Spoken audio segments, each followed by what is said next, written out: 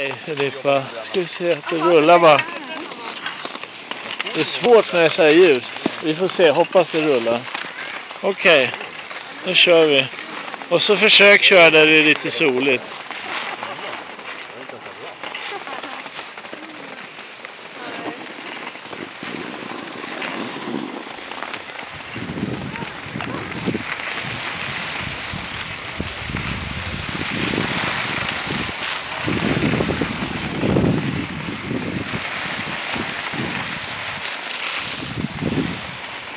Bra! Det är faktiskt bara gått 2 dagar i skidskola. Jag tycker det är jätteduktigt.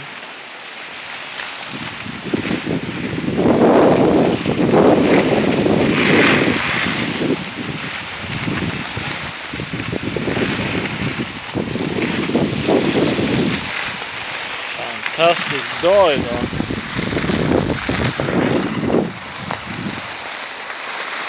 Alice i skidskolan.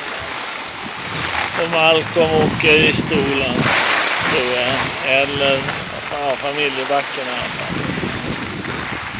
Det är lite tufft istället. Sparigt.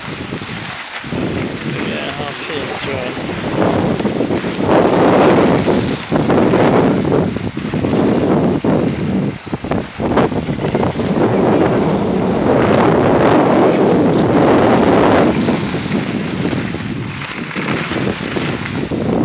Och så nu kommer störtloppet. Wow!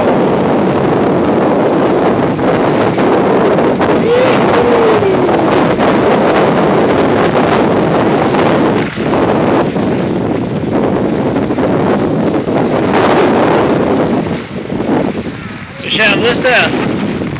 Bra! Snyggt! Nu lägger jag ner filmen.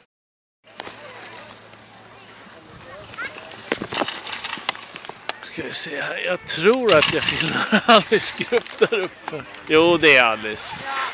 Det är Alice där med svart med rosa kapuschong. Ska vi se om ni ser om de kommer ner här. Nu stannar de där och så kör de någonting. Alice är verkligen pigg. Hon kör. Hon är ingen fegis.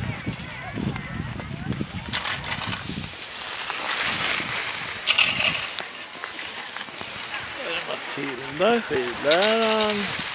Och där har vi Alice. Där har vi Alice. Nej, nu blev det för mycket zoom här, tror jag. Ja, det var svårt att filma. Man ser inte den här ordentligt. Alice kör smygare.